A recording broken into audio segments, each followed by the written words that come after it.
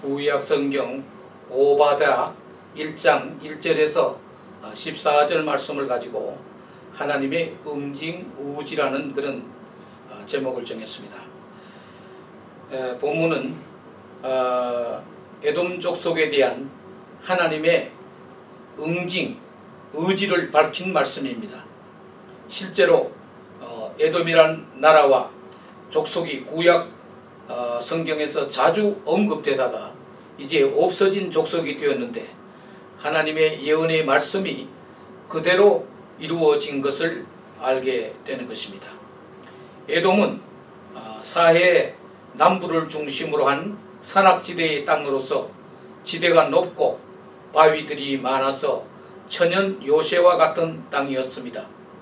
원래 에돔은 야곱의 쌍둥이 형인 에서가 정착하고 후손들이 정착해서 살던 곳입니다. 에돔이란 말의 뜻은 붉다라는 뜻으로 창세기에 의하면 에서는 피부색이 붉었던 것입니다. 또 에돔 사람들은 사납고 싸움을 좋아하는 사람들이었다고 합니다. 특히 에돔 족속은 이스라엘 족속과 여러 차례에 걸쳐 대립하고 다투었습니다. 그것은 마치 운명과도 같은 두 쌍둥이가 배에서부터 다투었다고 하는데 그야말로 끝까지 다투는 입장에 있게 된 것입니다. 결정적으로 둘이 더욱 원한이 깊어진 것은 이스라엘 백성이 애굽에서 나올 때 에돔 땅을 통과하고자 했으나 에돔 사람들이 거절한 데서 연유하고 있습니다. 그러나 우리가 생각하는 본문 말씀은 단순히 옛날 존재하다가 없어진 한 족속의 역사를 들추는 이야기만은 아닙니다. 에돔의 멸망 원인이 상존하는, 즉 교만이 있는 곳에는 하나님의 응징 의지가 확고하다는 것을 모두에게 알려주고 있는 말씀인 것입니다. 첫 번째 드릴 것은 자신에게 주어진 좋은 조건 때문에 교만하면은 반드시 하나님의 응징을 당하게 되는 것입니다. 본문 3절에 보면 바위 틈에 거하며 높은 곳에 사는 자여 내가 중심에 이르기를 누가 능히 나를 땅에 끌어내리겠느냐 하니 너의 중심의 교만이 너를 속였도다 라고 했습니다. 에돔이란 나라는 무수한 바위와 산으로 되어 있는 험준한 지대에 있습니다. 그 산들은 사해의 남단을 향하여 열린 깊은 골짜기에서부터 홍해까지 미쳤는데 그 산들은 너무 험하여 사람들이 들어갈 수 없었으며 동쪽은 아라비아 사막으로 막혀 있었습니다. 그럴 뿐만 아니라 바위 굴이 무수히 많았다고 합니다. 그러니 그야말로 천연 요새임이 분명한 것입니다. 이런 자연적인 지리적인 요건 때문에 저들은 교만했다는 것입니다. 그러나 역사적으로 볼 때 천연 요새라고 해서 영구히 안전한 땅은 없었던 것입니다. 수많은 생명을 손상시키며 만리장성을 쌓았지만 결국 진시황은 내부의 적으로부터 망했고 어떠한 견고한 성이라도 그 외적 조건이 안전을 보장해 주지는 못했던 것입니다. 지금도 이스라엘을 찾는 사람들이 꼭 찾아보는 관광지로서 사해 바다와 함께 맞은편 마사다라는 천연 요새를 들 수 있습니다. 이 성은 공교롭게도 에돔 사람들이 한때 살았던 곳이기도 합니다. 높이가 400m 되는 천연 바위 성으로서 그냥은 올라갈 수가 없고 케이블카와 인공계단을 통해야 겨우 정상에 올라갈 수 있는 곳입니다. 주 70여 년경 로마에 의해서 멸망당한 이스라엘 군사들 중에 엘 아자르라는 지도자를 중심으로 최후까지 이 천연 요새에 올라가 3년 이상을 버티다가 960명의 전사들이 최후에는 모두 자살로 항쟁한 곳이었습니다. 1985년까지 이스라엘의 모든 신병들은 다 이 마사다 성에 올라와서 마사다는 다시는 함락되지 않는다. 마사다 shall never fall again 이라는 맹세를 하게 했다고 합니다. 전설적인 투쟁 정신과 애국심을 고취시키는 그런 곳이었습니다. 이곳은 1993년과 65년 사이에 고고학자에 의해 발굴되어 지금도 발굴이 진행되고 있는 곳이기도 합니다. 이미 영화가 되기도 했습니다. 이와 같은 천혜의 천연 요새도 하나님이 지켜주지 않으면 허물어질 수밖에 없는 것입니다. 사람들 중에는 육체적인 강함이나 정신적인 힘, 사회적인 위치, 정치적인 동맹, 사업의 안정성 때문에 혹은 물려받은 든든한 배경 때문에 나는 안전하다, 확실하다고 장담하고 교만할지 모르나 이는 매우 어리석은 인간의 생각인 것입니다. 어떠한 자연적인 도피처도 인공적인 것도 영원한 것이 되지 못하는 것입니다. 두 번째는 재능과 기술을 믿고 교만하면 응징을 당할 수밖에 없습니다. 4절에 보니까 내가 독수리처럼 높이 오르며 별 사이에 깃들일지라도 내가 거기서 너를 끌어내리리라고 했습니다.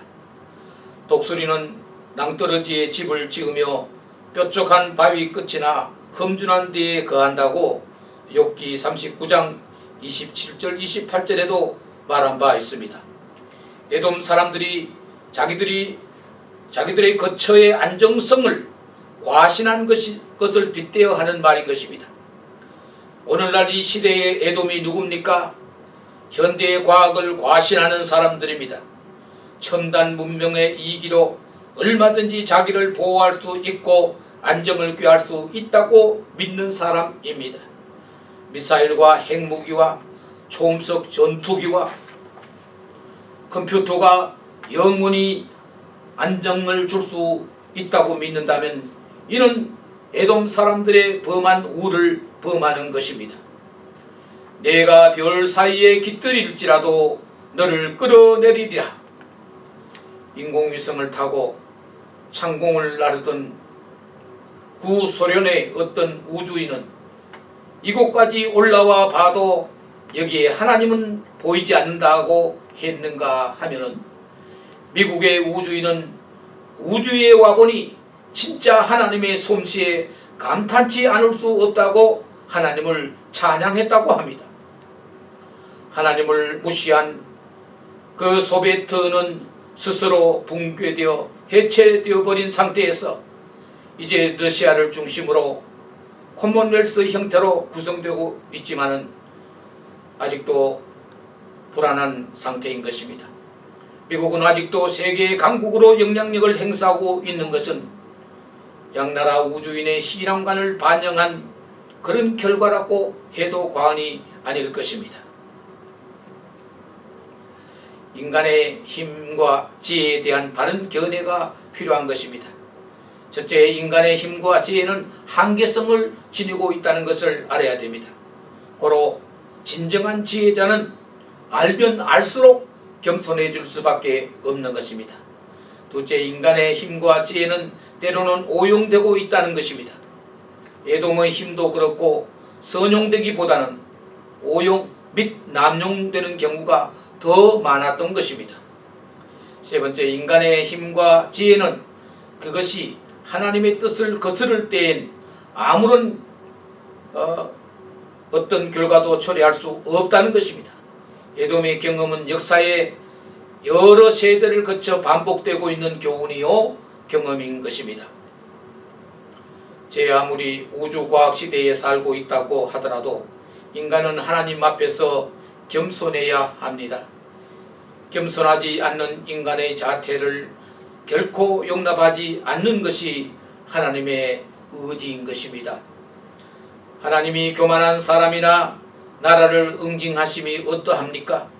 성경은 비유하기를 도적이나 강도가 집에 들어와 물건을 털어간다 하여도 자기 족한 것만 취하고 얼마 정도는 남겨놓지 않겠는가라고 합니다. 포도밭에 포도를 따가더라도 자기 족한 만큼 취하고는 남겨놓을 것인데, 하나님이 한번 마음 먹으면 완전히 선멸하듯 하나도 남김없이 다 없애버리신다고 말씀하고 있습니다. 사랑의 하나님이 진노의 하나님이 되시고 응징하는 하나님이 되심도 알아야 할 것입니다. 본문 6절에 에서가 어찌 그리 수탈되었으며 그 감춘 보물이 어찌 그리 수탐되었는고 하고 사람들이 탄식할 정도라는 것입니다. 공교롭게도 이 예언의 말씀은 적중하여 오늘날 에돔의 후손은 한 사람도 지상에 남아있지 않다고 합니다. 그 숱한 전랑과 학살에도 수천의 민족이 살아남고 있거늘 하나님께 교만하여 버림받은 백성은 이 땅 위에 씨가 말랐음을 역사는 증거하고 있는 것입니다.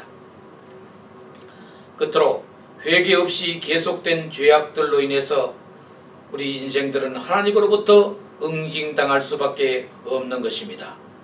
이스라엘과 에돔이는 같은 형제의 자손입니다.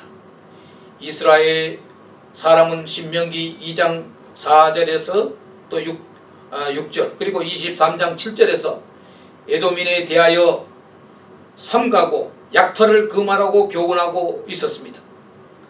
돈을 지불하고 양식과 물을 사서 마시라고 명했습니다. 그럼에도 에돔인들의 이스라엘에 대한 적의는 그칠 줄을 몰랐습니다. 나그네 된 형제 백성을 용납하지 아니하였습니다. 아브라함과 롯과 라합과 사렙다 여인 등이 축복받은 이유는 나그네 된 종들을 영접했기 때문인데, 이 에돔 사람들은 형제의 나라를 용납하지 아니했다는 것입니다. 그들은 외국인 즉 블레셋과 같이 손잡고 형제 유다를 늑탈하였다고 했습니다. 또 바벨론과 함께 이스라엘을 대적했다고 했습니다. 그리고 유다의 재앙을 기뻐했다고 12절에 나와 있습니다. 또 침략자 앞에서 도망하는 유대인을 막았고 잡아 주었다는 것입니다. 하나님 앞에서는 모든 사람이 한 형제요 자매이지만 혈통을 함께 이어받은 백성이 서로 다투는 것은 세상 사람 보기에도 좋을 것이 없는 것입니다. 심각한 이기주의와 질투심은 가장 사랑해야 할 관계를 가장 원수의 관계로 전락시키는 것입니다. 야곱과 에서가 야복강 나루에서 서로 엉겨붙어 울며 화해하던 옛날을 기억했다면 저들은 결코 그러지 않았을 것입니다. 반성할 줄 모르고 회개할 줄 모르는 계속된 죄악에 대하여 하나님은 응징하신다고 말씀하고 계시는 것입니다.